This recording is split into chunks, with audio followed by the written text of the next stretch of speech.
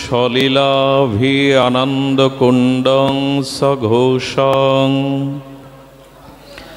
নিমজ্জন্ত পয়ঙ্গন্তম তদীয়েষু তত্ত্বেষু ভক্তর্জিতং পুনঃ প্রেমতত্ত্বং শতাবৃত্তিবন্ধে। কলিযুগ পাবন অবতার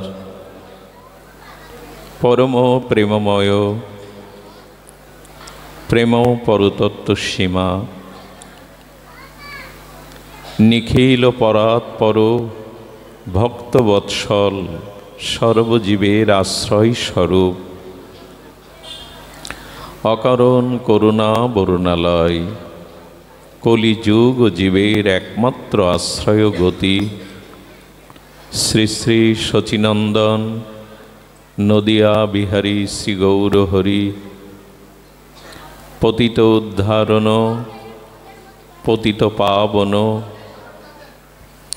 প্রেম চিন্তামণি দাতা শিরোমণি পরম কারণিক পরম দয়াল অক্রোধ পরমানন্দ শ্রী শ্রীল নিতাই চাঁদের মহা অনুকম্পায় শ্রী শ্রী রাধা দামোদরের অহিত কি করুণায় এই ঊর্জাদর শ্রী শ্রী নিয়ম সেবা বা কার্তিক ব্রতের এই ভজন মাসের এই মহা প্রেমানন্দ আর ভজন অমৃত মাসের এই মহামহেন্দ্রক্ষণে শ্রীমন্দির শ্রী অঙ্গনে যে ভাগবতীয় ভক্তিযজ্ঞ অমৃতযজ্ঞ সুধাযজ্ঞের পরম আয়োজন, সেই পরম আয়োজনে হরিকথার প্রারম্ভে শুভারম্ভে জীবন সর্বস্ব জীবন ধন প্রাতঃস্মরণীয় পরম বন্দনীয় সদ্গুরু শ্রী ভগবান শ্রী শিল গুরু মহারাজের রাতুল আতুল পাবন পদারবিন্দে পরার্ধ কোটি দণ্ডবত প্রণতি। সম্মুখস্থ ভাগবত আচার্যবৃন্দ, মহতি প্রেম অনুরাগী বৈষ্ণবজন, সাধুজন, মহন্তজন, গুণীজন, সজ্জনগণ, কথা অনুরাগী কথাপ্রেমিক শ্রদ্ধাশীলা ধর্মশীলা ধর্মমূর্তি দেবীমূর্তি মাতৃশক্তি মাতৃগণ, সকল ভক্তচরণে সশ্রদ্ধ দণ্ডবত প্রণতি। রীতি দিকো সলীলাভিরানন্দকুণ্ডে সঘোষং। সঘোষং শব্দের অর্থ হল যে ভগবান এই লীলা ঘোষপল্লীতে করছেন এটি নয়। সঘোষং মানে এতদিশ লীলা দ্বারা ভগবান তার ভক্ত বৎসল্য এবং ভগবানের এই যে ব্রজলীলা এইটি ঘোষণা করছেন। সঘোষং ইতিদিক এই ব্রজলীলা মাধুর্যলীলা এটি ঘোষণা করছেন, সারা বিশ্ব ব্রহ্মাণ্ডকে দেখাচ্ছেন যে ভক্তি উর্জিত তত্ত্বং, শুদ্ধা ভক্তি রসের দ্বারা আমি কিভাবে বশীভূত হই সেটি ঘোষণা করছেন। সলীলাভিরানন্দ কুণ্ডে, এই ব্রজবৃন্দাবনে, এই অপ্রাকৃত চিন্ময় চিন্তামণি ধামে স্বয়ং ভগবান তার লীলারস ব্যক্ত করে স্বঘোষণা করছেন। দেখো, রাধা দামোদর ভক্তবৎসল কৃপালু, তার ভক্তবৎসল্যতা কেমন। ব্রজে যশোদা মন্দিরে, নন্দ মন্দিরে ব্রজবাসীরা আসতেন এবং তারা ভগবানকে দর্শন করার জন্য আসতেন না। তাদের প্রাণের প্রাণারাম তাদের নয়নের আনন্দ, তাদের জীবনের জীবন, তাদের আনন্দবর্ধন গোবিন্দকে দেখতে আসছেন, লালাকে দেখতে আসছেন, ভগবত দর্শনের জন্য না। তারা তো ভগবানই মনে করে না। কৃষ্ণ বলরামকে দুজনকে দেখে তারা কেহ কেহ ইচ্ছা করে বলরামের পক্ষ, কেউ ইচ্ছা করে কৃষ্ণের পক্ষ নিতেন। কারণ লীলা একাকী হয় না, একাকী ন রমতে, রমন বা লীলা, ক্রীড়া, খেলা, এগুলি একাকী হয় না। এই জন্য ব্রজবাসীরা, ব্রজগোপীরা এবং ভাগ্যবতী, মহাভাগ্যবতী ব্রজাঙ্গনাগণ তারা দুই ভাগে ভাগ হয়ে যেতেন, কেউ বলরামের পক্ষে, কেউ কানাইয়ার পক্ষে। তো দুই পক্ষ যখন হলো, তখন কৃষ্ণ বলরামকে যশোদামায়ের স্নেহের আঁচলে দেখে তারা আলোচনা করতেন বলরামের শক্তি বেশি। আর কৃষ্ণপক্ষের যারা, তারা বলে উঠত, কোথায় বলদেব, কোথায় বলরাম, আমাদের কৃষ্ণের কাছে কোনো শক্তি কি টিকে থাকে? আচ্ছা, এ কথা শোনানোর মানে কি? তারা দুটো পক্ষ তৈরি করছে।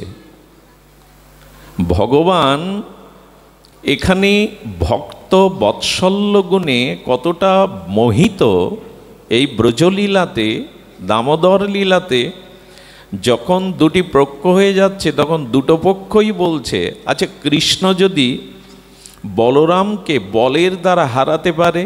এরা বলছে কখনোই না।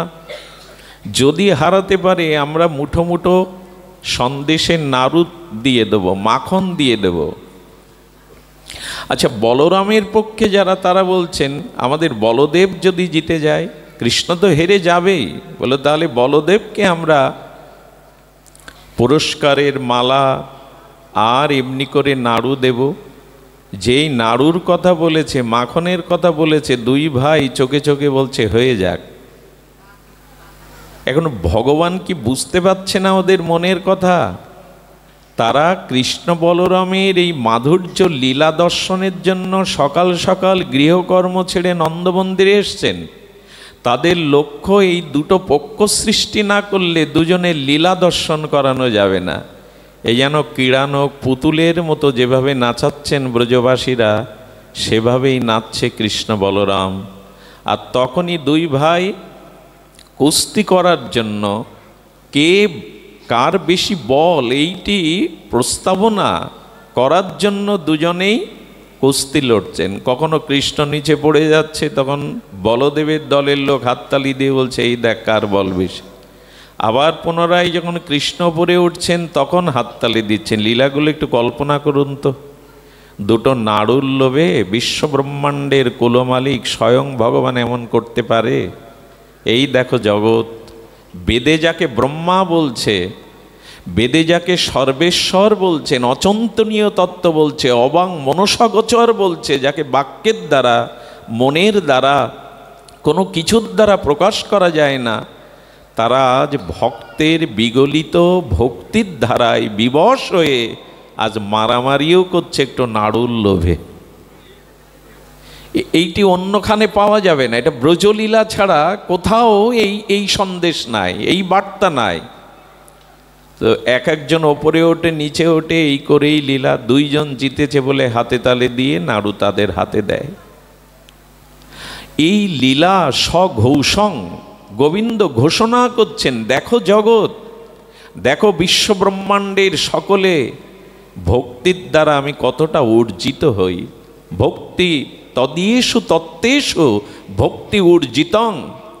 তত্ত্ব জানো যে ভক্তির দ্বারাই, ভক্তের ভব্য ভাবনার দ্বারাই একটু নাড়ুর লোভে অনন্ত বিশ্বব্রহ্মাণ্ডের কুলমালিক আপ্তকাম পুণ্যকাম ভগবান আজ ভাইয়ের সাথে, দুটি শক্তির সাথে, আর তারা মারামারি করছে, শক্তি প্রদর্শন করছে ভক্তের ভক্তিতে বশ হয়ে।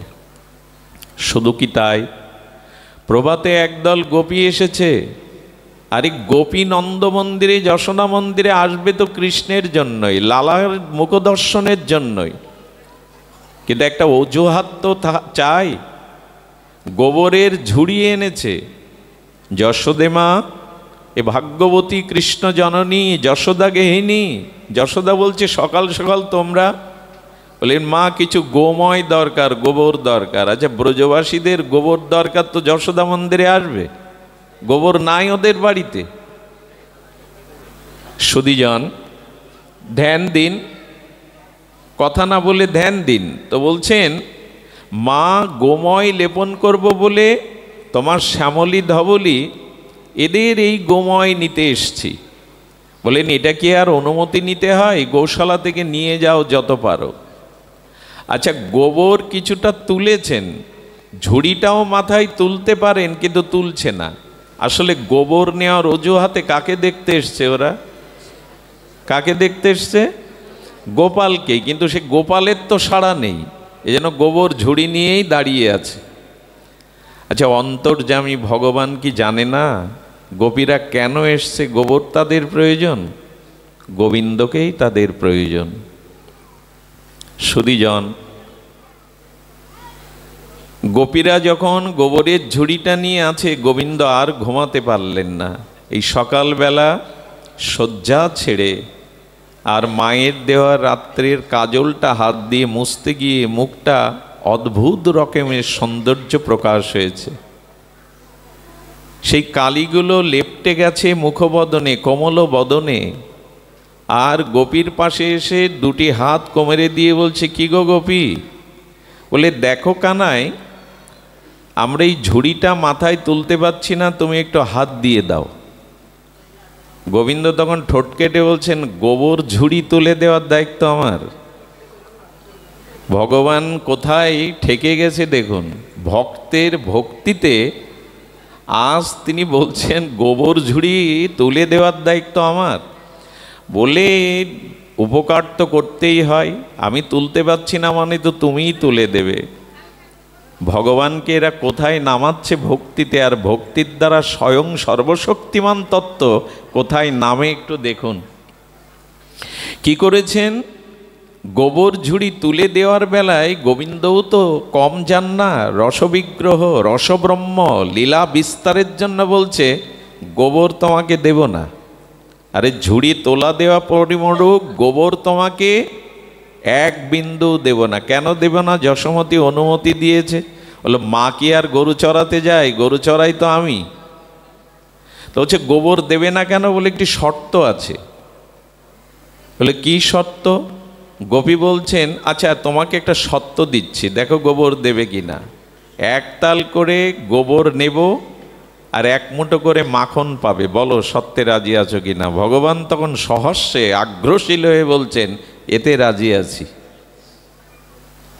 স্বয়ং ভগবানকে কোথায় এরা ভক্তির দ্বারা নামিয়েছে, এক মুঠো মাখনের দ্বারা এক এক ঝুড়ি গোবর তুলে দেবে। তখন গোবিন্দ বলছেন দেখো আমি তো লেখাপড়া জানি না, তোমরা আমাকে ফাঁকি দিতে পারো, কত ঝুড়ি গোবর তুললে এটা আমি গুনবো কি করে। একটা কথা বলি আপনাদের, গোবিন্দ অঙ্কে খুব কাঁচা, স্বয়ং ভগবান অঙ্কে খুব কাঁচা।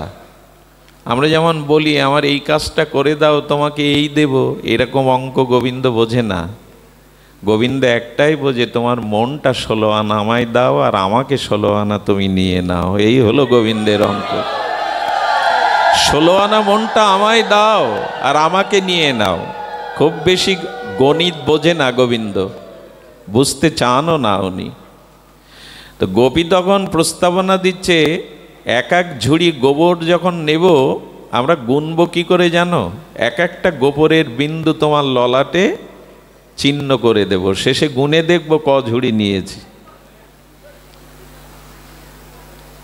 লক্ষ্মী দেবী যার চরণ সম্বাহন করতে গিয়ে হাত কাঁপে।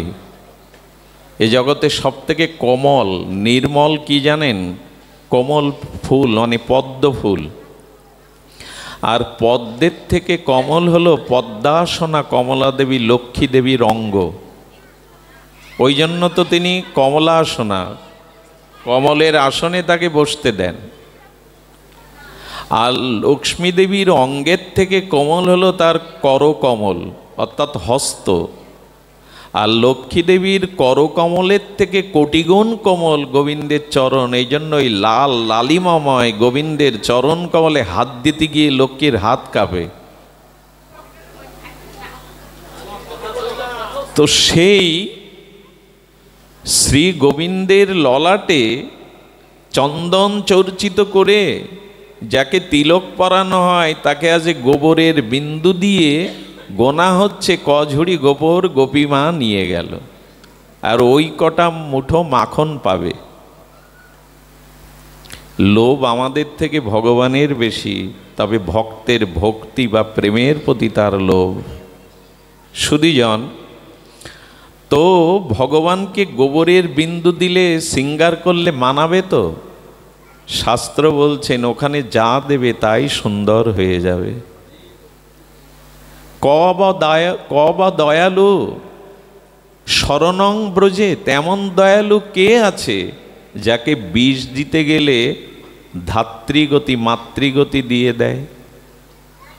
শ্রীকৃষ্ণের ন্যায় এমন প্রেমিক পরম দয়ালু জগতের দ্বিতীয়, অদ্বিতীয়, দ্বিতীয় পাবেন না, যাকে বিষ দিতে গেলে, হত্যা করতে গেলে তাকে বৈকুণ্ঠের মাতৃগতি দিয়ে দেয়। সুধীজন, এই জন্য শ্রী ভগবানের ললাটে গোবর দিয়ে যখন বিন্দু বিন্দু দিয়েছে, যশোদা মা দেখে এসে অবাক, কিরে গোপাল এখানে কি করছিস?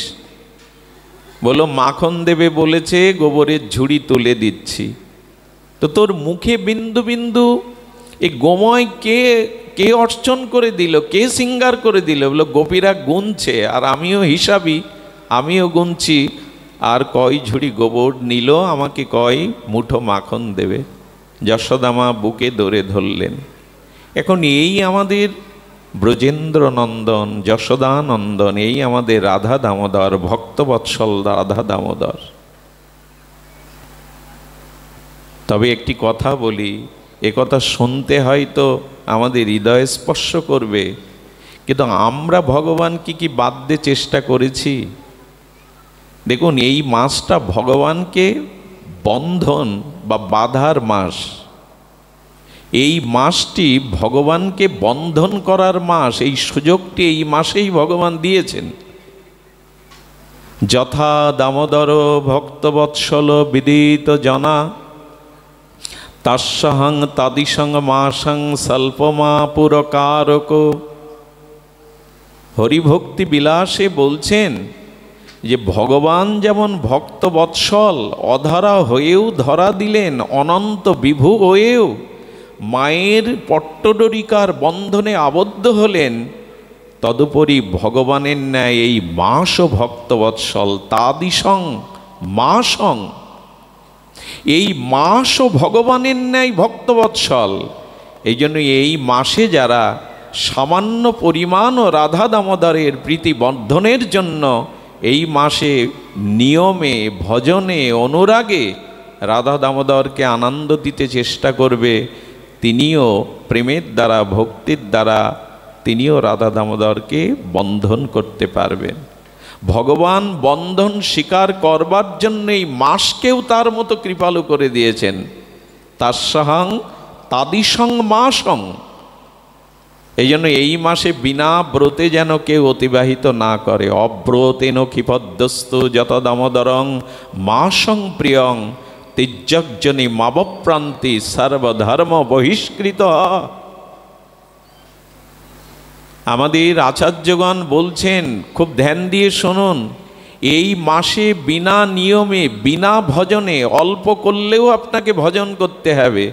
যারা এই মাসে বিনা নিয়মে, বিনা ভজনে এই মাসটি অতিবাহিত করল, ঘোর পড়তে ব্যয় তির্যকজনী মাবপ্রান্তি, তারা মনুষ্য জন্মের অধিকার হারিয়ে বসবে। তির্যকজনিতে পশুকুলে তাদের জন্মাতে হবে। ভয় দেখানো কথা না, এটা শাস্ত্রের অব্যর্থ। এই শাস্ত্রের মর্মার্থ এটি। শাস্ত্র নিরপেক্ষ রবা। শাস্ত্র কাউকে ভয় দেখাবার জন্য কথা বলেনি, কারো প্রশংসার জন্য শাস্ত্রে নয়। শাস্ত্র নিরপেক্ষ রবা। শাস্ত্র না মেনে দেখুন আপনার পরিণতি কি হয়। শাস্ত্র মানছি না বলেই আজ আমাদের এই দুর্দশা। এই জন্য শাস্ত্রের বাণী বাণী নয়, প্রতিটি অক্ষর ভগবৎ স্বরূপ। এই জন্য শাস্ত্র লঙ্ঘন করে এই মাসে যারা বিনা ব্রতে, বিনা নিয়মে, বিনা ভজনে অতিবাহিত করবে, সতর্ক করে দিলেন তির্যকজনী মাবপ্রান্তি, তারা তির্যকজনী প্রাপ্ত হবে। শুধু নয়, সর্বধর্ম বহিষ্কৃত হওয়া, সমস্ত ধর্ম থেকে সে বহিষ্কৃত হয়ে যাবে। তাই অনুরোধ করছি, যারা ব্রত একাদশী পূর্ণিমা থেকে শুরু করেননি, কাল থেকে ব্রতের কিঞ্চিত নিয়ম পালন করুন, কিঞ্চিত এই ব্রতকে সম্মান করুন, কিঞ্চিত এই ব্রতকে আনুগত্য নিয়ে সামান্য ভজন করুন। স্বল্পমা পুরকারক, স্বল্প পরিমাণ। গুরু মহারাজ বলছেন এই মাসে অল্প ভজন করলে, অল্প যদি বলি তো বলবো সন্ধ্যা একটা দীপ জ্বালতে আপনার কষ্ট হবে না। আর এই মাসটা আমিষ আহারটা ত্যাগ করুন, এটা আবার আপনাকে ভোগ লাগাতে হবে না। আপনি আমিষ আহারটা এই মাসের কটা দিন করবেন না, এটা কি কঠিন? খুব কঠিন নয়। আর এই মাসে আপনি একটু নিয়মপূর্বক একটু প্রভাতে যদি স্নান করতে পারেন, এটা শরীর এবং অন্তরের শুদ্ধতা আনবে। আর এই মাসে অবশ্যই একটু বৈষ্ণব সঙ্গে হরিকথা শুনতে হবে। এই সামান্য নিয়ম প্রতিটি নরনারীর পক্ষে পালন করা সম্ভব। সংসারের জন্য মাথার ঘাম পায়ে ফেলছেন, সারাটা জীবন হাড় ভাঙা খাটুনি খাটছেন, ডাক্তার লিভারের সমস্যা হলে বললে অন্ন ছেড়ে দিচ্ছেন, অথচ এই মাসের ভজন না করলে পরিণতি কী হবে সেজন্য আমরা চিন্তা করছি না। শাস্ত্র না মেনেই তো আজ আমাদের এই দশা। এই জন্য বলি এই মাসে সামান্য সামান্য ভজন করুন, স্বল্পমা পুরকারক। দেখুন, আমরাও ভগবানকে বেঁধেছি। আমরা বেঁধেছি বললে ভুল হলো। যশোদামা স্বয়ং ভগবান নমামি ঈশ্বরাং সচ্চিদানন্দ রূপমকে বেঁধেছেন, আমরাও বেঁধেছি। আমরা বললে ভুল হলো, আমি বেঁধেছি। কি জানেন? আমরা আসক্তি দ্বারা সংসার বেঁধেছি। এই যে ভোগ বাসনা, কামনা বাসনা, একে বেঁধে রেখেছি আসক্তি দ্বারা, মায়ার দ্বারা। ভগবান বললেন এই মাসে আসক্তির দ্বারা যেটা সংসারকে বেঁধেছ, এই মাসটা অন্তত সংসারের সেই আসক্তিটা আমাকে দিয়ে বাঁধো। কথাটি আমি দ্রুত বলে গেলাম। আমরা কি বেঁধেছি? ভগবানকে, সংসারকে বেঁধেছি মায়ার দ্বারা, আসক্তির দ্বারা। ভগবান বলেন এই মাসে অন্তত ওই সংসারের আসক্তির দ্বারা যা সংসার বন্ধন করেছ, ওই আসক্তটুকু আমাকে দিয়ে আমাকে বাঁধো, ভজনের দ্বারা বাঁধো। এই জন্য ভগবান স্বঘোষং নিবর্জন্তম পয়ংমন্তম, তিনি এমনি করে যেন রসসাগরে, লীলার সাগরে ডুবে যাচ্ছেন, আর জগৎকে স্বঘোষং ঘোষণা করছেন, এই দেখো ভক্তির দ্বারা, ভক্তের ভক্তির দ্বারা আমি কোথায় নেমে এসেছি। দেখো আমি ভক্তবৎসল, আমি করুণা করে নেমে এসেছি, তোমরাও আমাকে এভাবে আস্বাদন করো। কিন্তু দুঃখের বিষয়, আচ্ছা দেখুন, কোনো বীজ আপনি নিয়ে যদি শূন্যস্থানে রেখে দেন, মাটির সাথে, জলের সাথে, বায়ুর সাথে সংযোগ না করেন, সেই বীজ অঙ্কুরিত হবে? একটু কথা বলুন, হবে কি? বীজ নিয়ে যদি মৃত্তিকার সাথে, জলের সাথে, বায়ুর সাথে সংযোগ না করেন, ওই বীজ থেকে কখনো অঙ্কুর উদ্গম হবে না। তেমনি গুরুদেব যে মন্ত্র দিয়েছেন, আমরা যে ভগবানের নাম, শ্রী গুরুদেবের যে কৃপা করে মন্ত্রশক্তি দিয়েছেন, এটা যদি সাধন ভজন না করি, অর্থাৎ মাটির সাথে, জলের সাথে, বায়ুর সাথে যদি সংযোগ না করি, ও যেমন অঙ্কুরিত হবে না, তেমনি ভজন বিনা কখনো প্রেম ভক্তি লাভ হবে না। চাই ভজন। ভজনটা অন্য কিছু নয়। ভজ ধাতু শব্দ নিষ্পন্ন হয়েছে সেবা দ্বারা, যার দ্বারা ভগবান সন্তুষ্ট হয়, ভগবান আনন্দ হয়। এ লীলা আপনারা বহুবার শুনেছেন, তবে একবার উল্লেখ করি। ভগবান সন্তুষ্ট হন কিসে? ভজনের দ্বারাই সন্তুষ্ট হন। তবে সেটা কেমন ভজন মনে পড়ে তো আপনাদের? বৃন্দাবনের এক ফল বিক্রিনী বুড়িমা, তিনি শুনেছিলেন নন্দ মন্দিরে গোপাল এসেছে যশোদার কোল আলো করে, তাকে দেখলেই আর ঘরে ফেরার কথা মনে থাকে না, তাকে দেখলেই সংসারের সব ভুল হয়ে যায়। একবার যেই নয়ন পানে দৃষ্টি দিয়েছে, তার নয়নে আর অন্য রূপ ধরে না, অন্য রূপ অন্য মাধুর্য তার হৃদয় আর স্পর্শ করে না। কিন্তু আমি তো নিচু কুলে জন্ম নিয়েছি, আমার ছেঁড়া মলিন কাপড়, আমি ফল বিক্রি করে বেড়াই, আমাকে কি দর্শন হবে? আমি নন্দমন্দিরে প্রবেশ করতে পারবো? আমার কি অধিকার আছে? এই চিন্তা করেন, আর গোপালের রূপমাধুর্য অন্যদের কাছে শুনে লোভ আসে, কবে আমার এই ভাগ্য হবে। আমি আপনাদের এই লীলাগুলি কেন শোনাচ্ছি? এই শ্রবণের দ্বারা আমাদের যেন লোভ আসে, আমিও যদি এমনি করে তাকে ভালোবাসতে পারতাম। আমাদের ভজনটা লোভের। ভগবানকে কেউ যদি কিনে নিতে চাও, তবে লোভের দ্বারা কিনে নাও। রূপ গোস্বামী বলছেন কঠিন কিছু না, আমারও যদি এমন হতো, আমি এমনি করে যদি তাকে ভালোবাসতে পারতাম, এই লোভটা জাগান। লৌল মূল্য মে কলং, রূপ গোস্বামীর কলমে বলছেন লোভ দিয়ে লোভ রূপ মূল্য দিয়ে ভগবানকে কিনে নাও। আরে ভগবান বিক্রির হয়? বললো হ্যাঁ, যদি তাকে আনন্দ সেবা দেওয়ার লোভ তোমার হৃদয়ে জাগে, ওই লোভের দ্বারা ভগবান বিক্রি হয়ে যাবেন। লৌল মে কলং, ভগবান বিক্রি হয়ে যাবে তোমার কাছে। একটু লোভ চাই, তাকে কি করে সুখ দেব? সারাটি জীবন তো নিজের দেহের সুখে, সংসারের সুখের জন্য তার কাছে গেলাম, কিন্তু তার সুখের জন্য আমি কতটুকু কি করলাম? তো তার সুখের জন্য এই ফল বিক্রিনী বুড়ি মা তিনি মনে করেছেন যাই, একবার নন্দমন্দিরের সামনে যাই। ওখানে গিয়ে কি করেছে জানেন? ওই গোপালের বদনটা তো এখনো দেখেনি, তো মনে মনে গোপালের সৌন্দর্য মাধুর্য বদনটা কল্পনা করতে করতে ওই বাড়ির সামনে, নন্দমন্দিরের সামনে গিয়ে ফল নেবে গো, ফল, মিষ্টি, আম্র, জামরুল, কিছু কিছু দেব ফল নিয়ে ফেরি করছে। ফল নেবে, জামরুল নেবে, আঙুর নেবে, আম্র ফল নেবে।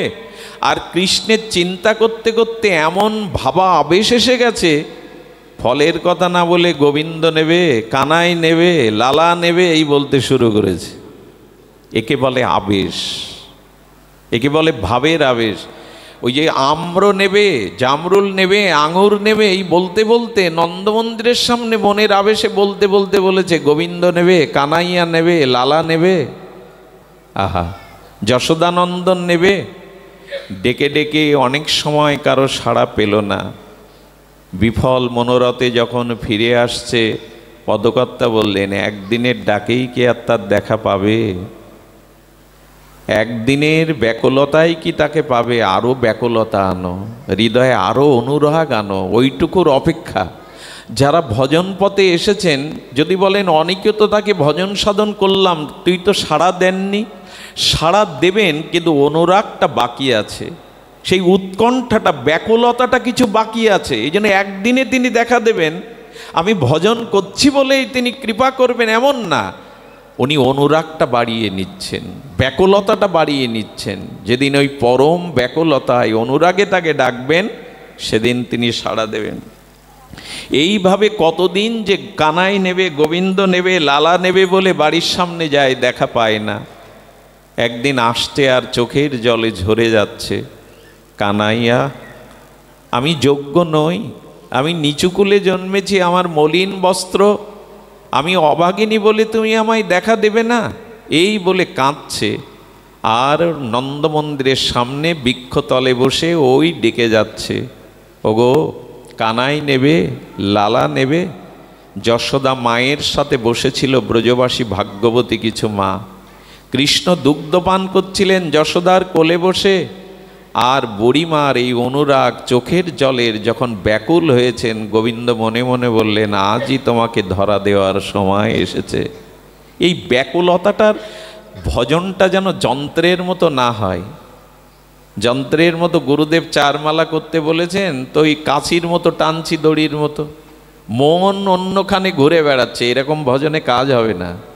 অনুরাগ চাই, প্রীতি চাই। কি করে বোঝাই বলুন তো?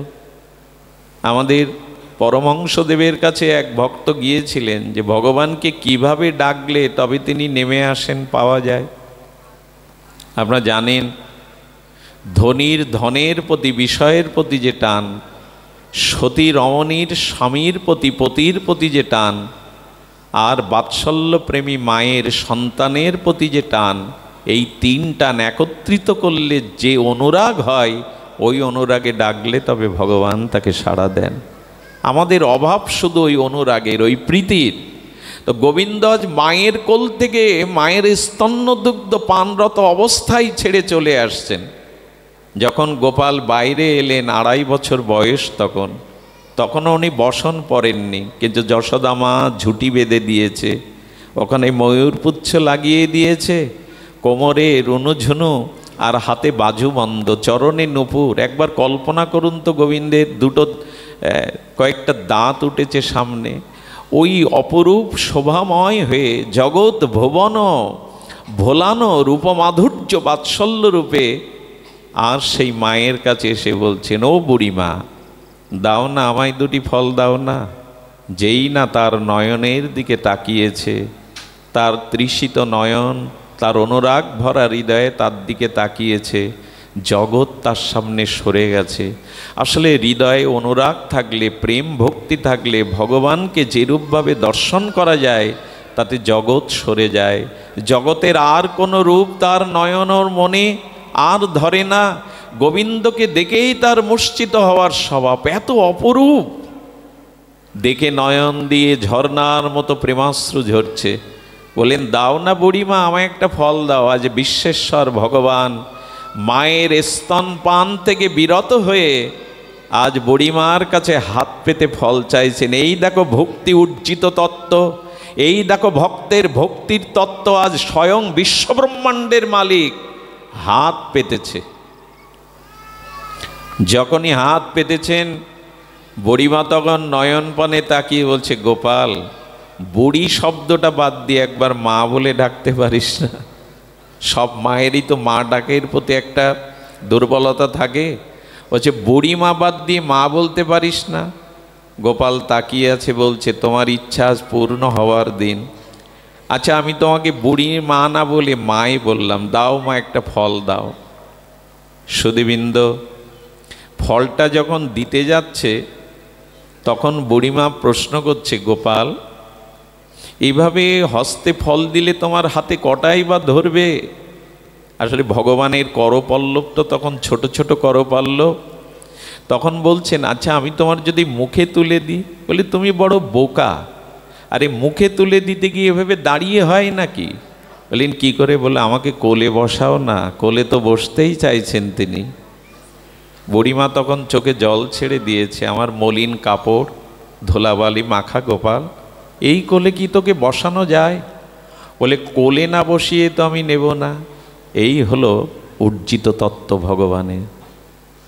বুড়িমার মলিন বসন আর কোলে বসে বলছে, বুড়িমা দাও না, যদি দিতে হয় আমার মুখে তুলে দাও।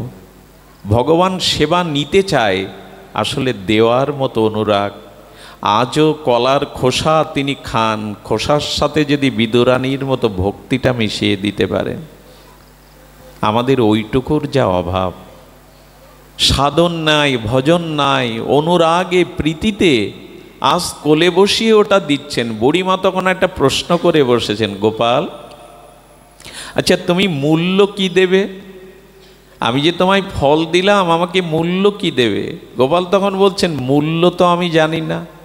আমি আপনাদের এইটুকু জানাতে চাই, ভগবানের কাছে কোনো বাসনা নিয়ে যাবেন না। মূল্য অর্থাৎ দেওয়া নেওয়া এই ভাব নিয়ে যাবেন না। উনি মূল্যটা বুঝতে চান না। বললেন, মূল্য কাকে বলে তো জানেন? বললো, কেউ কিছু অর্পণ করলে তাকে কিছু দিতে হয়। বললো, ব্রজবাসী মায়েরা আমাকে মাখন খাওয়ায়, ননীশ্বর খাওয়ায়, বিনিময় তো কিছু চাই না। তুমি চাইছো কেন? আচ্ছা, যখন চাইছো আমি তোমাকে দেব, বিনিময় কিছু দেব। মনে আছে আপনাদের? অল্প কিছু ধান হাতে করে নিয়েছে, তাও মুঠোটা ভালো করে আটতে জানে না। এই অঙ্গুলির 500 দেশ দিয়ে ধানগুলো প্রায় পড়েই গেছে। যা 2-4টে ছিল বুড়ির ঝুড়িতে এসে দিয়ে দিয়েছে। বুড়িমার আর ঘরের কথা মনে নেই, সংসারের কথা মনে নেই। আবেশে তিনি আবেশে যমুনার কূলে এসে দেখলেন ঝুড়িটা ভারী হয়ে গেল। ঝুড়িটার ওপর থেকে পর্দা সরিয়ে কি দেখলেন জানেন? ওই 2-4টে ধান থেকে সব সোনার মোহর হয়ে গেছে, হীরের মোহর। আচ্ছা, আপনি আমি কি করতাম এটা হলে? আপনি আমি হলে তো খুশি হতাম, মোহর পেয়েছে, আর অভাব থাকবে না। যমুনার তীরে গিয়ে মোহরগুলো ছুঁড়ে ফেলে দিয়ে যমুনাতে কি বলেছিল জানেন? তোমাকে সামান্য 2টি ফল দিয়েছি, তাতে তুমি সোনার মোহর করে ফিরিয়ে দিয়েছ। এখন ভাবছি জীবন যৌবন সব কেন তোমাকে দেইনি, বড় ভুল করেছি, কেন সর্বস্ব তোমাকে দেইনি। আচ্ছা, এই বুড়িমার গতি কি হলো? সুখদেব গোস্বামী লিখে যাননি ভাগবতে, আচার্যগণ কি বলেছে জানেন? ওই দিনই গোবিন্দ তাকে আত্মসাৎ করে নিত্য গোলকে নিয়ে নিয়েছিলেন, আর তাকে জগতে রাখেননি, আর তাকে জগতে রাখেননি, তাকে আত্মসাৎ করে নিয়েছিলেন। আমার বলবার অভিপ্রায় হলো এই সেবাটুকু তাকে দিন। সংসারে যাদের জন্য সারা জীবন করছেন, এটা কর্তব্য, করতে হবে, কিন্তু এদের জন্যই শুধু আপনি আসেননি। এবার তার দিকেও একটু সেবা ভাবনা বাড়ান, তার সুখের চিন্তাটি একটু করুন। এই দামোদর ব্রতের মাহাত্ম্য কি? ভক্তির দ্বারা এই ভগবানকেই বাধা। ওদুখল ধাবমানাং, এই কেন তিনি বন্ধন স্বীকার করবেন? এই ভক্তির জন্য। সদীজন আপনারা জানেন, তবু এর মধ্যে টিকাকারগণ, গোস্বামীগণ অদ্ভুত রসায়ন, অদ্ভুত তত্ত্বের সংমিশ্রণ করেছেন। আচ্ছা, এই 2 আঙুল সম্পর্কে আমরা অনেক জেনেছি। বারবার 2 আঙুল কেন? 4 আঙুল কম পড়তে পারতো না? 3 আঙুল কম পড়তে পারতো না? 2 না হয় 1 আঙুল কম পড়তে পারতো না? কি মনে হয় আপনাদের? আঙুল কেন 2টো কম পড়বে? তত্ত্ব কি? কেন 4 আঙুল পড়তে পারতো, 3 আঙুল পড়তে পারতো, বা 1 আঙুল কম পড়তে পারতো? বারবার এই 2 আঙুল কম পড়ার কারণ ভগবান জগৎকে জানালেন এই লীলার দ্বারা। ওই যে স্বঘোষং, তিনি ঘোষণা করছেন, এই দেখো, যদি আমাকে বাধ্য হয় তবে তোমাদেরও এই নিয়ম মানতে হবে, 2 আঙুল তোমাদেরও জানতে হবে এই তত্ত্ব, না জানলে আমাকে বাঁধতে পারবে না। যশোবতী মা ভক্তিতে কোলে পেয়েছে আমাকে, কিন্তু আমাকে যদি বাধ্যই হয় তবে 2 আঙুল তত্ত্ব তোমরা জানো। এই লীলার জন্যই তো তিনি এটা করছেন, জগৎকে, আমাদেরকে এই লীলার তত্ত্ব জানানোর জন্য তার এই লীলা ঘোষণা। স্বঘোষং, উনি ঘোষণা করছেন, এই দেখো, এই 2 আঙুল আপনারা জেনেছেন, একটি হলো ভক্তের সাধনা, আর একটি হলো ভক্তের করুণা। আচ্ছা, কুয়োতে আমি পড়ে গেছি, গভীর কুয়োর মধ্যে পড়ে গেছি, আমাকে বাঁচানোর জন্য আপনারা ওপর থেকে দড়ি দিয়েছেন। আমি যদি দড়ি না ধরি, কে তুলবে আমায়? তুলতে পারবে তো? ভগবান বলছেন, আমি করুণাটা করে রেখেছি, তুমি শুধু সাধনার দ্বারা করুণাটাকে আশ্রয় করো। আরে কুয়োর মধ্যে দড়িয়ে না ধরলে আপনাকে কে টেনে তুলবে? সুধীজন, আমরা শুধু তার করুণাকে চাই, কিন্তু নিজের সাধনার পাত্রটা, ওই 2 আঙুল তো ওইখানেই। সাধনার পরিশ্রম হোক, আমার করুণা বিগলিত হবে সেখানে। আচ্ছা, সাধনা এবং করুণা, এই 2 আঙুল তো, কিন্তু এখানে তত্ত্ব আছে। এত সহজে আচার্যগণ এই তত্ত্ব মীমাংসা করেননি, খুব গভীরে চলে গিয়ে আমাদের জানতে হবে, খুব গভীর তত্ত্ব আছে। অনেকের চোখে ঘুম আসলে তাড়িয়ে দিন। এই মাস ভজনের মাস, এই মাসে অনেকেই জিজ্ঞাসা করে কি খাবো কি খাবো না। এই মাসের অনেক নিয়মের কথা জিজ্ঞাসা করে, কিন্তু এই ব্রত মাসের নিয়ম সেবা, ঊর্ধ্বধর মাসের সবথেকে শ্রেষ্ঠ নিয়ম কি? সবথেকে শ্রেষ্ঠ নিয়ম, দিনন্তে বৈষ্ণবানাং সঙ্গ হরি কথায়া। এই ব্রতের সর্বশ্রেষ্ঠ নিয়ম হলো দিনন্তে সাধু সঙ্গে হরি কথা শ্রবণ করা, ভগবত কথা শ্রবণ করা। আপনারা সেই নিয়মটি এখন পালন করছেন। এই ব্রত মাসের অন্য নিয়মের থেকে সর্বশ্রেষ্ঠ নিয়ম হলো এই মাসে বৈষ্ণব সঙ্গে, সাধু সঙ্গে ভগবানের গুণগাথা শ্রবণ করা। আচ্ছা, লক্ষ্য করুন, সাধনা এবং করুণা আমরা দুটি আঙুল তত্ত্ব প্রকাশ করলাম, কিন্তু দেখুন আমরা সাধনা কতটুকু করতে পারি, করুণা কিন্তু তিনি করে রেখেছেন। আপনি ভাববেন নাই যে আপনি সাধনা করবেন তারপরে ভগবানের করুণা নেমে আসবেন। ভগবান করুণাকে সর্বত্র রেখে দিয়েছেন, শুধু সাধনাটা করা চাই আমার। আমি সাধনা করলে তবে করুণা আসবে, না করুণা এসেছে আমার সাধনটা যোগ করা দরকার? কোনটা বোঝাতে পারছি না। আমি সাধনা করব তারপরে ভগবানের করুণা নামবে এমন নয়, করুণাটা ভগবান করেই রেখেছেন, দরকার শুধু সাধনাটাই যুক্ত হওয়া। বলে কেমন করে রেখেছেন? বলে দেখুন স্বয়ং ভগবান কিভাবে করুণা করেছেন। দেখুন, আমি পাপ পুণ্যের দ্বারা এ জগতে এসেছি, আমার জীবনে পূর্ব সংস্কারে পাপ আছে পুণ্যও আছে।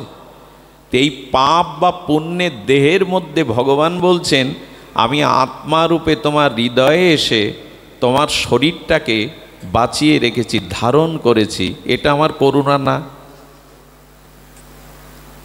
দেখুন, আনন্দ যদি বলে কিছু থেকে থাকে, দেহে আনন্দ নাই, আনন্দ প্রিয়তা এটি আছে আত্মায়। এটা আমরা কখন বুঝি? তত্ত্ব কথা একটু ধ্যান দিতে হবে। মানুষ মৃত্যুর পরে, সে হোক কোটিপতি, হোক যুবরাজ, হোক সুশ্রী বিশ্বসুন্দরী, মৃত্যুর পরে ওই দেহ থেকে আর কেউ কখনো সুখের আশা করেন? একটু কথা বলুন। কেন? সেই তার দেহটা আছে তো, রূপটা আছে তো, সেই ব্যক্তিই তো আছে, ওর থেকে আর সুখের আশা না করে তাকে পুড়িয়ে দেওয়ার ব্যবস্থা কেন করেন?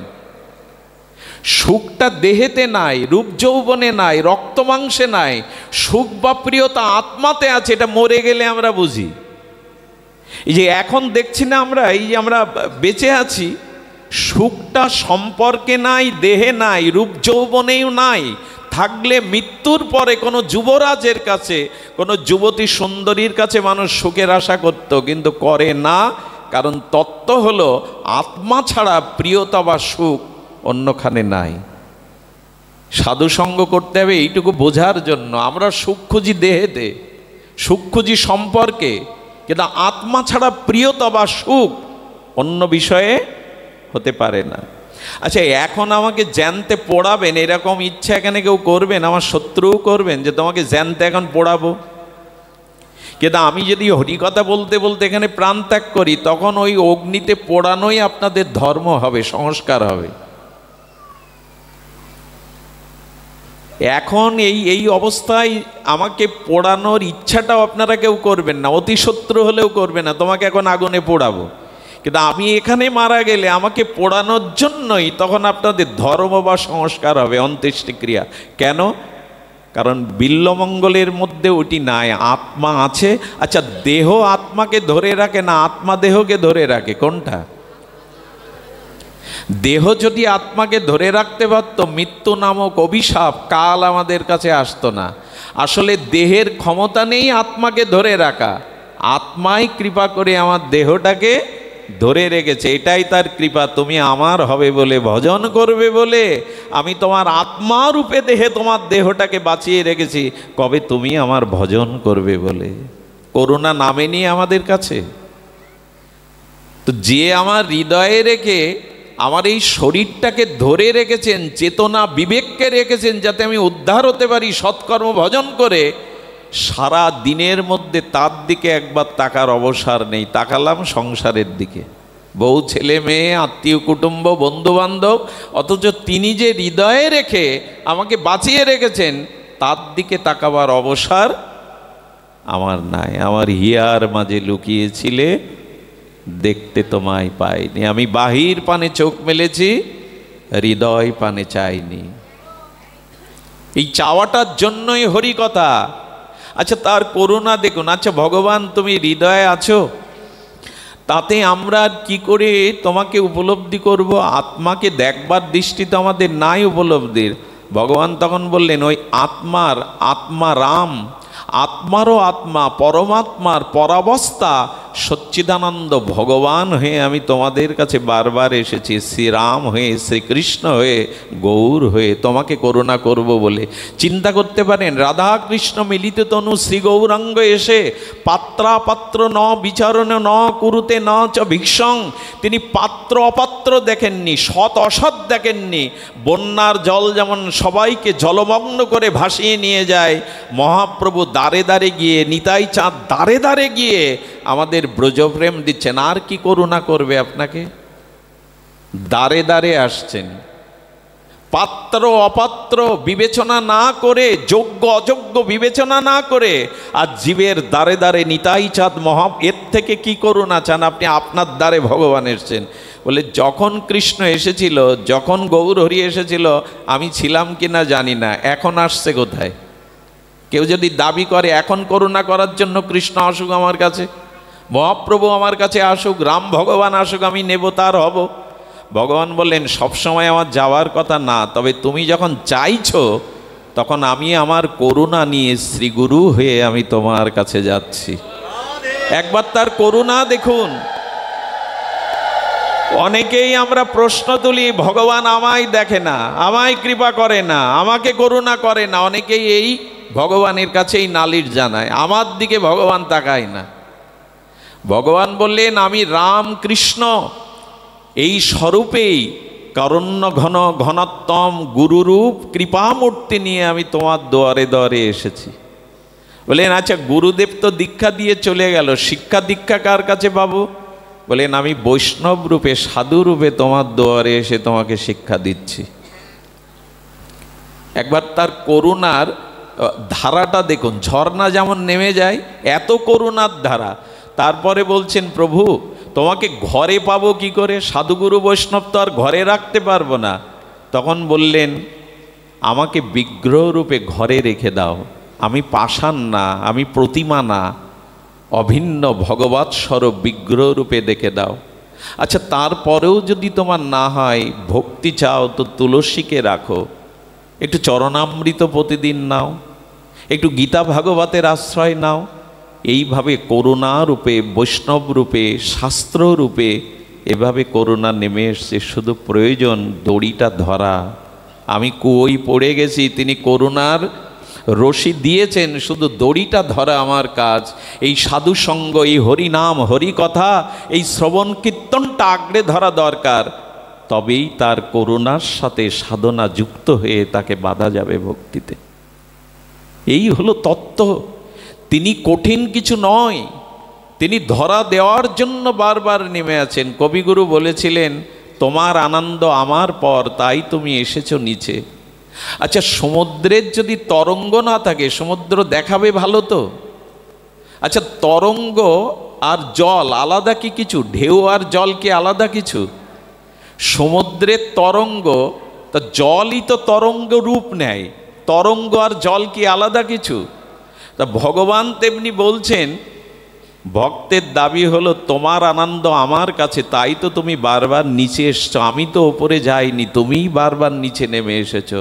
কারণ তোমাতে আমাতে মিলনেই আনন্দ, আর কারো সাথে মিলনে আনন্দ নাই।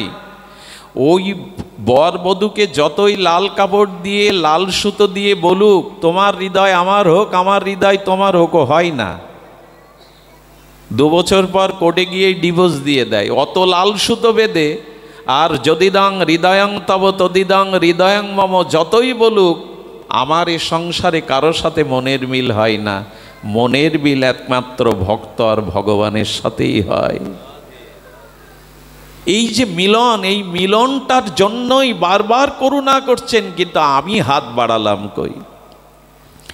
মহাপ্রভু কম করুণা করে গেলেন? নিতাই চাঁদের করুণা তো জগৎ বিদিত। পতিত পাষাণ্ডী দুরমতি অতি প্রাণেনা মারিল কারে, হরিনাম দিয়া হৃদয় সদিল যাচি গিয়া ঘরে ঘরে। কে আছে এমন দয়ালু, যেচে যেচে ডেকে ডেকে ব্রজপ্রেম দিচ্ছেন? আমরা বঞ্চিতই রইলাম। আসলে আমরা একরকম, আচ্ছা পৃথিবীতে চক্ষুমান ব্যক্তির সংখ্যা বেশি না অন্ধের সংখ্যা বেশি? হ্যাঁ, অনেকেই কিন্তু আমরা এখানে যারা আছি যদি 500 বা 1000 লোক হই, এর মধ্যে অন্ধ 2-4টেও খুঁজে পাবেন না। কিন্তু বলা হয়, শাস্ত্র বলছে অন্ধের লোকের সংখ্যাই বেশি।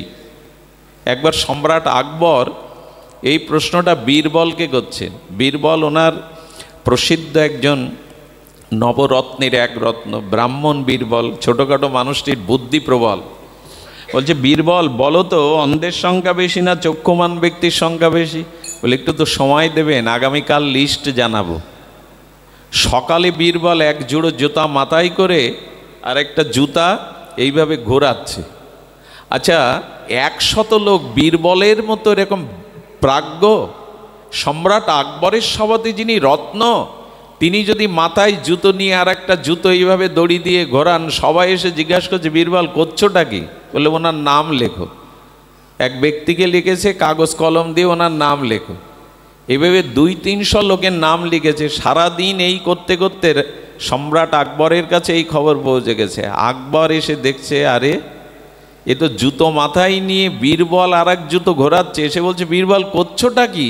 বলে ওনার নামও লেখো। পরের দিন যখন উত্তর দিতে গেছেন, লিস্টিতে সম্রাটের নামই সবার আগে। বলে আমাকে দেখে তোমার অন্ধ মনে হলো? বলে অন্ধই তো আপনি। আমি যে কি করছি আপনি যখন জিজ্ঞাসা করছিলেন জানেন না আমি কি করছি? প্রশ্নই তো করছেন যে করছোটা কি।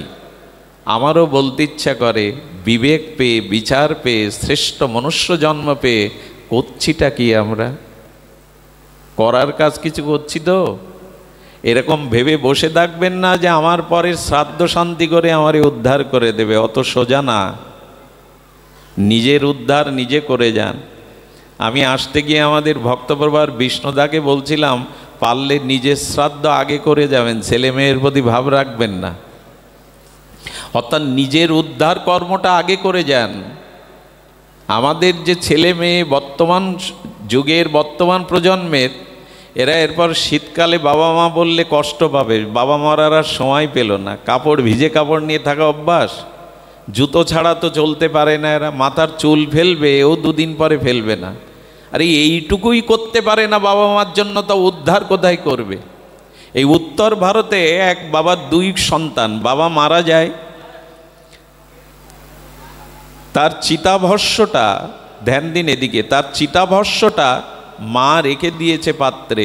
12 কিলোমিটার দূরে গঙ্গা। বড় ছেলেটাকে বলছে, গঙ্গায় বাবার এই চিতাভস্যটা একটু দিয়ে আয় খোকা, তোদেরই দায়িত্ব, আমার দায়িত্ব থাকলে আমি যেতাম।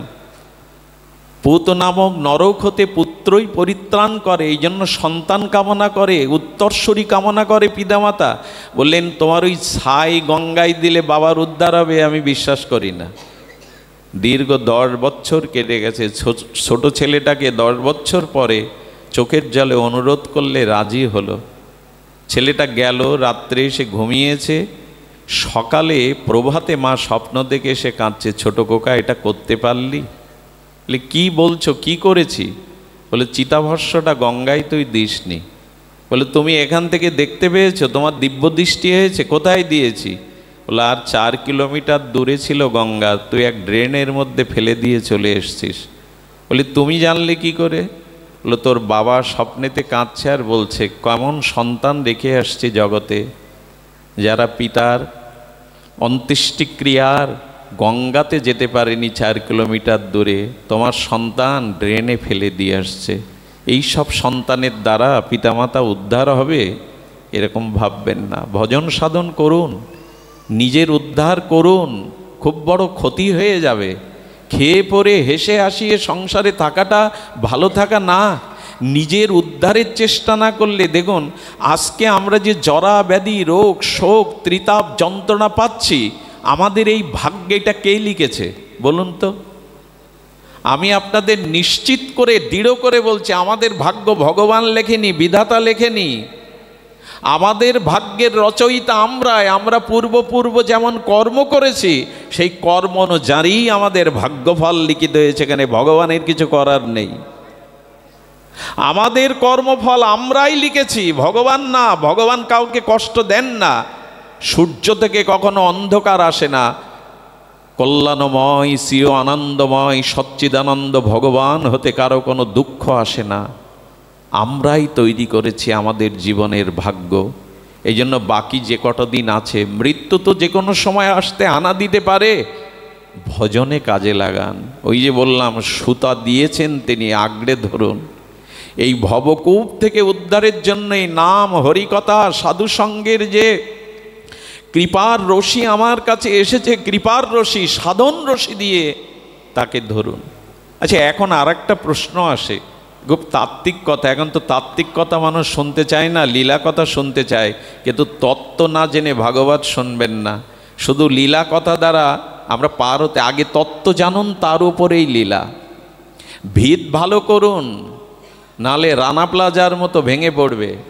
আগে তত্ত্ব জানুন ভগবানকে, এই তত্ত্ব জানার উপরেই যো ব্যক্তি তত্ত্ব। তো আচ্ছা, সাধনা এবং ভগবানের করুণা এই দুটো যোগ হলে পাওয়া যায়। তো এর মধ্যে যাদের আমি মুখগুলো দেখছি, চেনা মুখ, এই এনারা কি ভজন করেন না? আমরা কি একটু অর্ধেক হরিনাম করি না?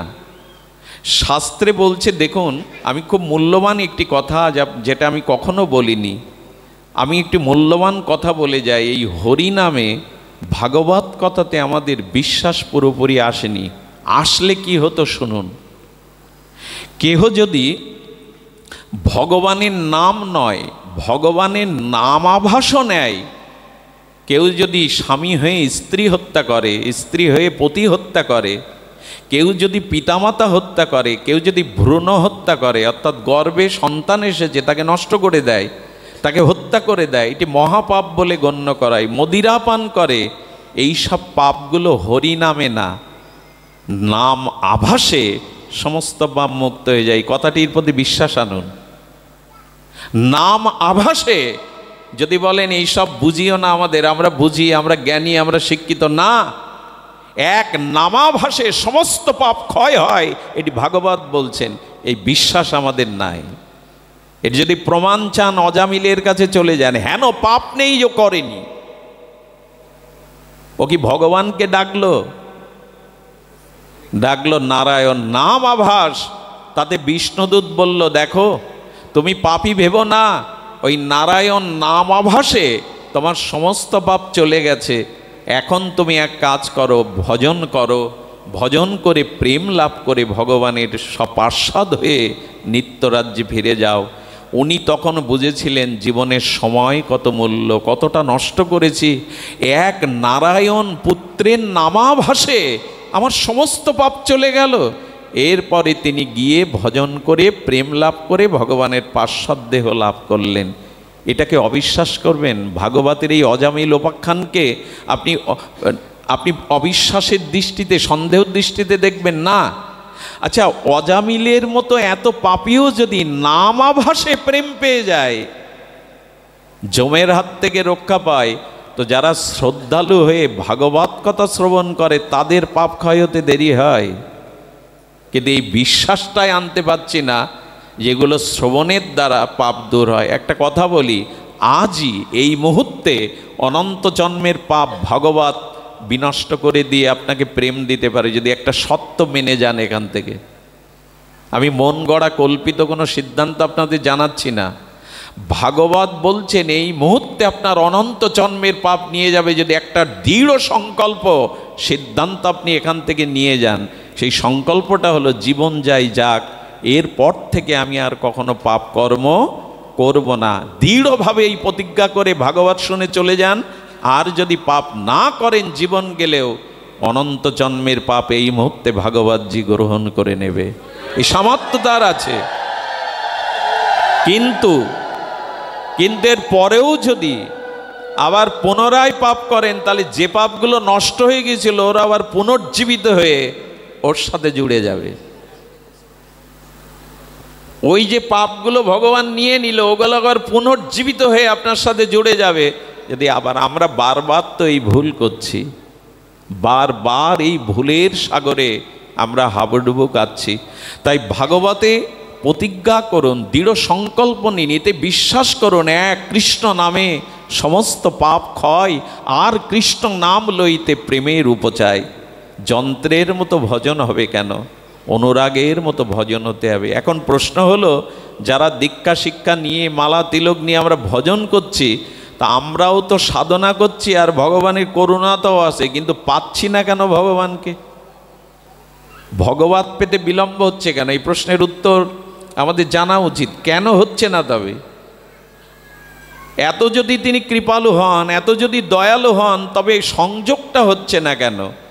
সংযোগটা হচ্ছে না একটা কারণে, সেটি হলো ভগবান বলছেন যে দেখো, আমাকে ডাকছো, কিন্তু সেই ব্যাকুলতাটা তোমার মধ্যে এখনো, উৎকণ্ঠাটা তোমার মধ্যে এখনো আসেনি। এই উৎকণ্ঠা, ব্যাকুলতা, আবেশ কেমন একটা ঘটনা বলি। পদ্মপুরাণে এই ঘটনাটা আছে। একলক্ষা বলে একজন বনের শিকারী ছিল। সে ওই শিকার করেই জীবন নির্বাহ করতো। বলুন তো, কোনো বিদ্যা শিক্ষা কিছুই নেই। কিন্তু খারাপ মানুষ যখন ভালো হয় না, তখন খুব বেশি ভালো হয়ে যায়। সুধীবৃন্দ, ঈশ্বরকে যারা কামনা বাসনা নিয়ে ভজন করে, এদের থেকে বরঞ্চ নাস্তিক ভালো। খুব মূল্যবান একটা তত্ত্ব, একটু মন দিয়ে শুনুন। যারা নিজের সুখের জন্য সামনে ভগবানকে মেশিন বানিয়ে রাখে, নিজের কামনা পূরণের জন্যই ভগবানের কাছে যায়, এদের থেকে নাস্তিকরা ভালো। কারণ নাস্তিকদের কোনো ঘটনা, কোনো কারণে যদি ঈশ্বর বিশ্বাস একবার এসে যায়, তখন আর তারা রত্নাকর বাল্মীকি হওয়ার মতো হয়ে যায়। আর আমার মতো আস্তিক যারা কামনা বাসনা নিয়ে ভগবানকে ডাকে, এদের পরিণতি কী হয় জানেন? ছেলে পাশ করেনি, ছেলেটা মেডিকেলে চান্স পায়নি, এই কারণে তখন তার কি আসে জানেন? অনেক ডাকলাম, অনেক করে দেখলাম, আসলে ভগবান বলে কিছু। ধীরে ধীরে তার ভগবানের প্রতি আস্থা ও বিশ্বাস কমে যায়। এখনো কোনো কামনা বাসনার জন্য ভগবানের কাছে যন্ত্র মতো তাকে সামনে রাখবেন না, এতে নাস্তিকতার থেকে অবিশ্বাস আপনার মধ্যে এসে যাবে। আচ্ছা, ভগবান সেটাই আপনাকে দেবেন যেটা আপনার কল্যাণ হবে, যেটা অমঙ্গল হবে সেটা চাইলেও আপনাকে দেবে না। পাড়ার মোড়ের দোকানদারের কাছে একটা বাচ্চা 5 টাকা নিয়ে ব্লেড চাইলে দেবে, কিন্তু মা দেবে না। মা জানে এই ধারালো ব্লেড ওর ক্ষতি হতে পারে, কিন্তু দোকানদার টাকা নিয়ে মাল দেওয়ার জন্যই বসেছে, ও দিয়ে দেবে। গোবিন্দ রাধারানী জানেন এটা পেলে ওর ভক্তি নষ্ট হবে, এই জন্য দিচ্ছেন না, এটা তার করুণা। এই উপলব্ধিটা ভজন না করলে আসে না। তুমি যা ভালো বোঝো আমাকে তাই দাও, এইভাবেই তাকে বলতে হয়। এই জন্য কামনা বাসনা নিয়ে ভজন করতে করতে আমাদের অনুরাগটাই কমে গেছে, প্রীতিটাই কমে গেছে। তো এই ভক্ত, বনের ভক্ত, একদিন ভগবত কৃপায় কোন সৌভাগ্যে হরিকথায় গিয়ে বসেছে। আর পরম বৃন্দাবনের আচার্য ব্যাখ্যা করছেন যে ভাগবত কথা বলে তার এত ভালো লেগেছে, চরণে প্রণাম করে বলছেন, আমাকে একটা উপদেশ দেবেন? আমি কিন্তু খুব পাপী, আমি জন্তু জানোয়ার শিকার করে সংসার চালাই, ব্যাদ আমি, আমার কোনো বিদ্যা নেই, শিক্ষা নেই।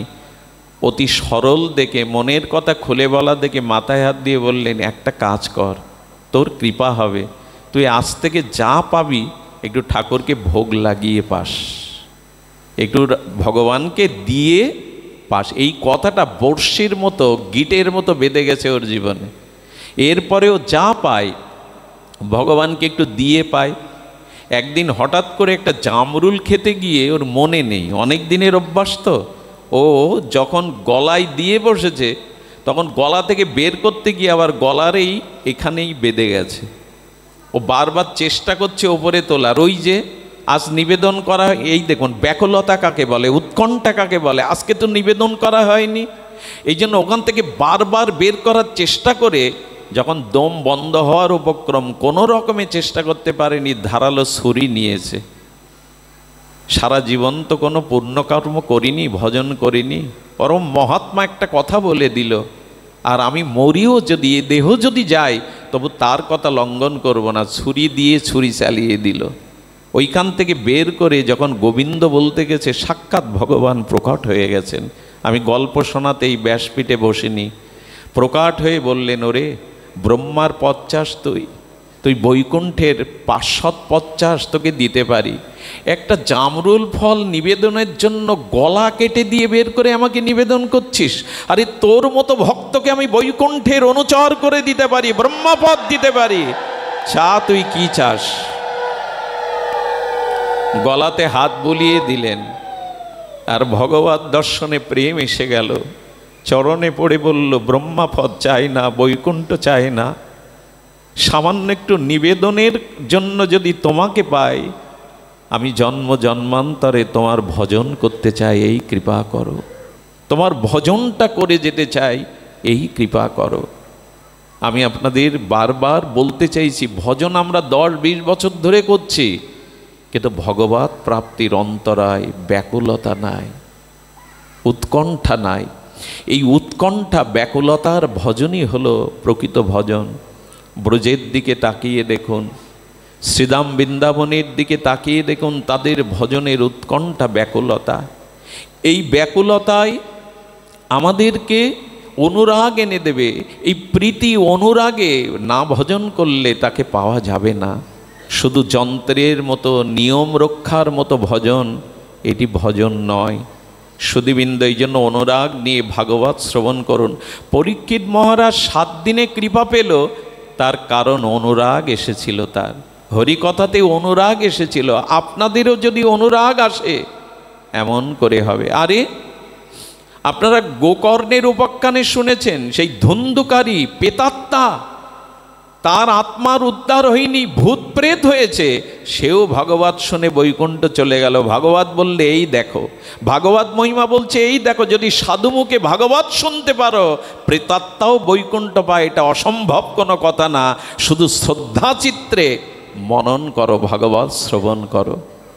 এই শ্রবণাঙ্গ ভক্তির দ্বারাই আমাদের আত্মকল্যাণ, আমাদের পরম কল্যাণ। চাই ব্যাকুলতা, চাই উৎকণ্ঠা। এই জন্য আজকে আমরা যারা কৃপা কৃপা বলছি, কৃপাটা এসেছে, আমি হয়তো সাধনও করছি, কিন্তু সাধনের জন্য ব্যাকুলতা চাই। এই ব্যাকুলতা কি জানেন? আমি বেশি সময় নেব না। অনেক মানুষ বাইরে দাঁড়িয়ে কষ্টও পাচ্ছেন, মনে হচ্ছে তাদের যদি আমার জায়গায় বসাতে পারতাম। তবে ধন্য যারা হরিকথা শোনার জন্য এত ব্যাকুল। একটা কথা বলি, এই 2 ঘন্টা যারা হরিকথাতে সময় দিচ্ছেন, আপনাদের আয়ু থেকে ভগবান এই সময়টা কাটবে না। কোনো না কোনো জন্মে তার সান্নিধ্যে এই সময়টুকু তিনি ফিরিয়ে দেবেন। ভজন কখনো নষ্ট হয় না, ভজন কখনো নষ্ট হয় না। ব্যাকুলতাটা কাকে বলে? দেখুন, ভজনটা 2 প্রকারের। একবার দাও মা, উলোধ্বনি একবার দাও, ভাগবতে একবার করে দেবে। ব্যাকুলতাটা কাকে বলে? দৃষ্টান্তে আচার্যগণ বলছেন, কি বলেছেন? বিড়ালির কথা আর মর্কট বৈরাগ্য হনুমানের কথা। আচ্ছা, আপনারা লক্ষ্য করেছেন, বানরীর বাচ্চাটা বানরই ধরে না, বাচ্চাটাই তার মাকে ধরে। বানর হনুমানের, বানরীর যে বাচ্চা, ওই বাচ্চা কিন্তু মা ধরে না। বানরীর বাচ্চাটা বানরীর বুক বেডে জড়িয়ে ধরে।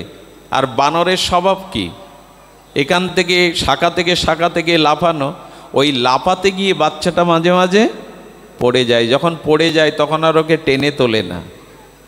তা আমরা যেন এই বানরীর বাচ্চার মতো না হয়, অর্থাৎ আমি ভগবানকে যদি ধরি তো পড়ে যাওয়ার সম্ভাবনা আছে।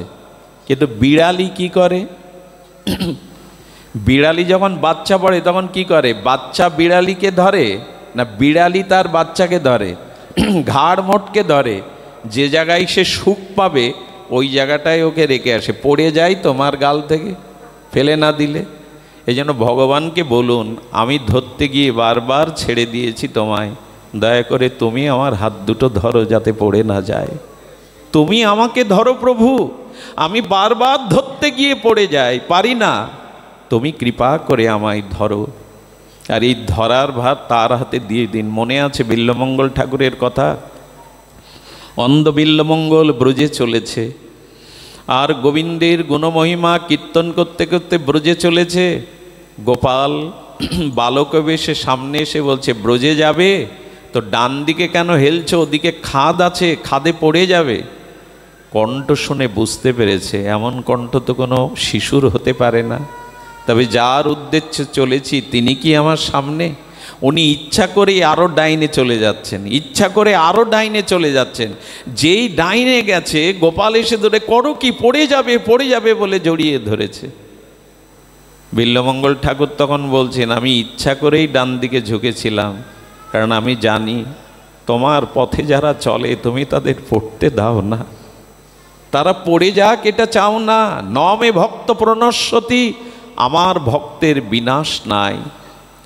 ভগবান এই প্রতিজ্ঞা করেছেন, আমার ভক্তের বিনাশ নাই। দেখুন, ভরত হরিণ শিশুর মায়াতে দুজন্ম পিছিয়ে গেল, কিন্তু পতন হয়নি। আমার ভজন করলে পতন হবে না, হয়তো একটু সময় লেগে যাবে, পিছিয়ে যাবে। একবার যে আমার চরণাশ্রয় করে ভজন করেছে, দৃঢ় প্রতিজ্ঞায় ভগবান বলছেন ন মে ভক্তা প্রণশ্যতি, আমার ভক্তের বিনাশ নেই। পিছিয়ে যেতে পারে সে, কোনো কারণে ভজন শিথিলতায় পিছিয়ে যেতে পারে, কিন্তু বিনাশ কখনো তার হবে না, যেহেতু সে আমার চরণাশ্রয় করেছে।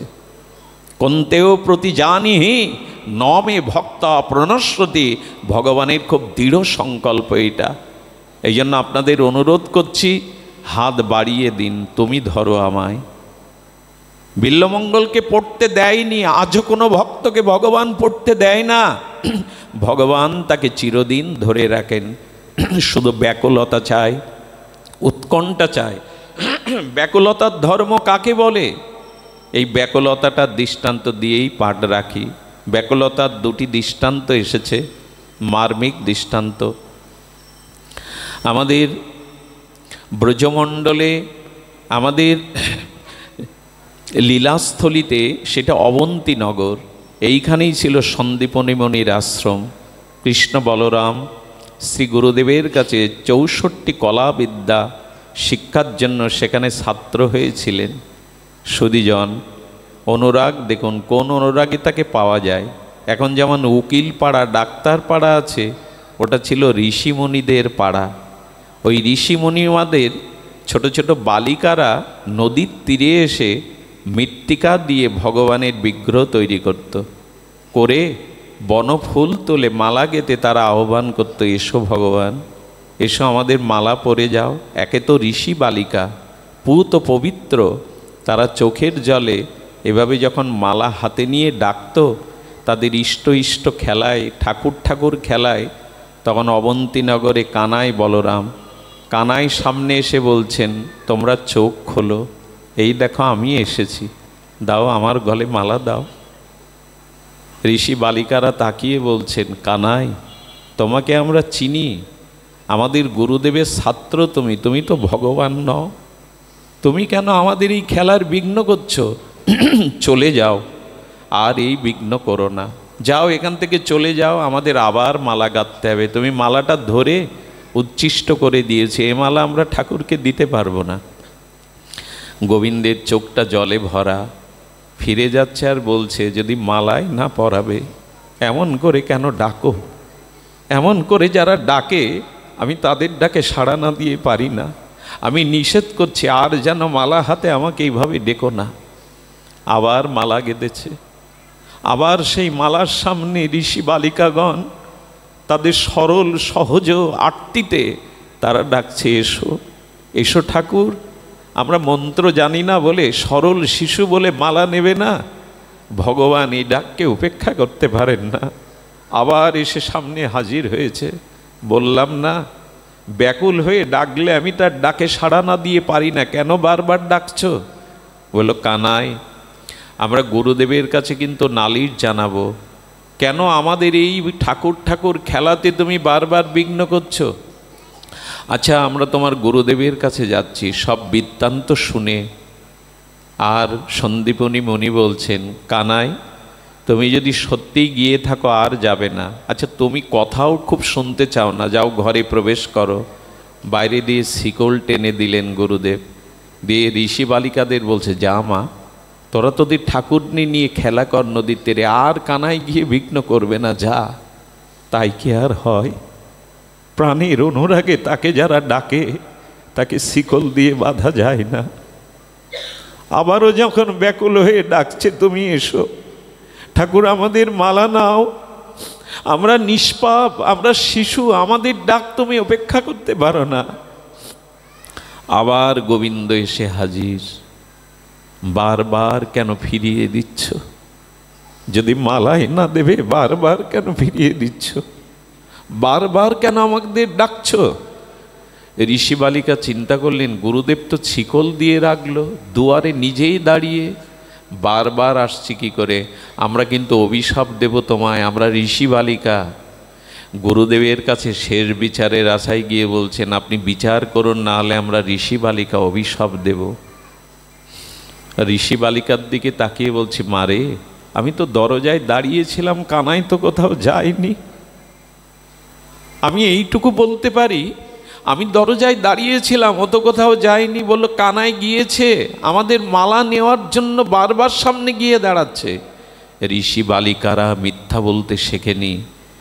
দরজার শিকল খুলে একবার কৃষ্ণের দিকে তাকাচ্ছে, একবার এই বালিকাদের দিকে। উনি তো সামর্থ্য অনুভবী। সন্দীপনী মণি বলছেন কৃষ্ণের দিকে তাকিয়ে, তবে কে তুমি? খালি পায়ে কাঠ কেটেছ, আমার চরণ সেবা করেছ, আমি তোমার দ্বারা কত বোঝা বইয়ে নিয়েছি, পায়ের চরণ ধর জল বয়ে নিয়েছি, তবে তুমি কি সেই ধ্যানের দেবতা? ঋষি বালিকাদের কাছে হাত জোর করে বললেন, চলে যামা, তোদের বিচার করার আগে আমার বিচার আমায় করতে দে। স্বয়ং ভগবান আমার জল বয়েছে, চরণ সেবা করেছে, কাঠ বয়েছে, তাকে চিনতে পারেনি। সে তাকে চিনতে পারেনি, কারণ ধরা আমায় দেবে কেন? আমার তো ব্যাকুলতা নাই। শ্রীকৃষ্ণের চরণে পড়ে গেলেন, আমার বিচার আমিও করতে পারিনি। শুধু এই ব্যাকুলতাটার অভাব। দুর্যোধন কৃষ্ণকে পেয়ে কখনো কখনো ভগবান রূপে মানিনি, তার কারণ তার হৃদয়ে প্রেম ছিল না, অনুরাগ ছিল না। ছিল পঞ্চ পাণ্ডবদের। ভজন অল্প হোক, আমাদের বর্ষনার বিনোদ বাবা বলে দিয়েছেন, ভজন অল্প হোক, কিন্তু যেটুকু ভজন হোক যেন কপটতা নিয়ে না হয়, লোক দেখানো ভাবে না হয়, যেন হৃদয়ে শতোৎসারিত প্রেম নিয়ে হয়। মহাপ্রভু কেন 12টা বছর গম্ভীর গাম্ভীরার মধ্যে খিল লাগিয়ে ভজন করছেন? তার অস্থি সন্ধি মজ্জা বিগলিত হয়ে যাচ্ছে। কখনো কখনো পাঁচিলের এপারে এসে, সিংহদুয়ারের এপারে অজানা আকর্ষণে এসে গাভীদের মধ্যে গো গো করছে, আর গাভীরা মহাপ্রভুর অঙ্গ চাটছে। মহাপ্রভু কখনো কখনো কর্মাকৃতির মতো তার হস্তপদ দেহের ভেতরে প্রবেশ করছে। কবু অঙ্গ ক্ষীণ হয়, কবু অঙ্গ ফুলে। এ কি বোঝাবার কথা? এ কি কাউকে কথা দিয়ে বোঝাবার কথা? অস্থি সন্ধি মজ্জা বিগলিত হয়ে প্রভু দীর্ঘ হয়ে যাচ্ছেন, গাল দিয়ে লালাজ হচ্ছে, গো গো করছেন, গাভীগুলো তার অঙ্গ চাটছে। এই যে স্বয়ং ভগবানেরই এই ভজন। রাধারানী 100টা বৎসর বিরহে, রাধারানী কাককে ডেকে বলছে, ওগো বায়স, ওকে ভ্রাতা, যা উড়ে যা, মথুরায় উড়ে গিয়ে বল রাধারানীর এই বিরহ অঙ্গে আগুন লেগেছে। আর কোনো ঘরে আগুন লাগলে ওই পশুগুলোকে বাঁচানোর জন্য বাইরে থেকে শিকল খুলে দিতে হয়। ওরে কাল আসবো বলে, পশু আসবো বলে আশার শিকল দিয়ে বেঁধে গেছে। এই রাধারানীর বিরহ ঘরে তার আত্মারূপ গায়ে আগুন লেগেছে, বল তাকে শিকলটা খুলে দিতে, একবার তাকে আসতে বল। আজ রাধারানী বিরহিণীর বিরহে সূর্য কিরণেও পদ্ম ফোটে না, ভ্রমরগুলো গুঞ্জন করতে ভুলে গেছে, ফুলগুলো যেন মরমরে হয়ে গেছে, বৃন্দাবনের সমস্ত তরুলতাগুলো কাঁদছে। রাধারানী 100 বছর এই পরম চরমে বিরহে জানিয়ে গেলেন, গোবিন্দ পেতে গেলে চোখে জল চাই, বিরহ চাই। আচ্ছা, কাপড়ের ওপরে সাবানটা ঘষুন, পরিষ্কার হবে না গো, ওখানে জলের প্রয়োজন। ডিটারজেন্ট বলুন, সাবান বলুন, ময়লা কাপড় পরিষ্কার হবে ওর ওপরে ঘষলে? জল মিশাতে হবে। যদি গৌর গোবিন্দকে ডাকতে চাও, তবে লোক দেখানো না, হৃদয়ের 1 ফোঁটা প্রেমশ্রুতার চরণে দিয়ে দাও। এটা বাইরে কিনতে পাওয়া যায় না, এটা বাইরে কোথাও পাওয়া যায় না। নয়ন গলদশ্রু, মহাপ্রভুর শিক্ষাষ্টকে বলছেন, কবে কৃষ্ণ বলতে আমার নয়নে জল ঝরবে, কবে তোমায় ডাকতে আমার হৃদয় পুলকিত হবে, হৃদয় দ্রবীভূত হবে। কাপড়ে শুধু সাবান দিলে হয় না, জল মেশাতে হয়। সব কিছু কিনতে পাবেন, চোখের জলটা বাইরে কোথাও পাওয়া যায় না। তবে আমার মতো আসরে জল ফেলানো নয়, যদি ঘরের কোণে গোপনে বিগ্রহের সামনে বসে দরজা দিয়ে এভাবে ব্যাকুল হতে পারেন, তবে এই জলটা সার্থক হয়। আসরকে মাতানোর জন্য তো যাত্রা মঞ্চে অভিনেতারাও কাঁদে। এই কান্নাটা ওই কান্না নয়। যদি তাকে পাওয়ার জন্য, বিরহের জন্য, পরমহংসদেব বলেছিলেন, ওরে স্ত্রী পুত্র রোগ শোক টাকা পয়সার জন্য কত কাঁদিস, ঘটি ঘটি কাঁদিস, ওই কৃষ্ণ বলে তো একবার কাঁদলি না। সংসারের জন্য কাঁদলে আমাদের শরীর ভারী হয়, অসুস্থ হয়ে যায়। একবার কৃষ্ণ বলে কেঁদে দেখো। এই ব্যাকুলতাটাই আমাদের সার হোক, এই উৎকণ্ঠাটাই আমাদের সার হোক।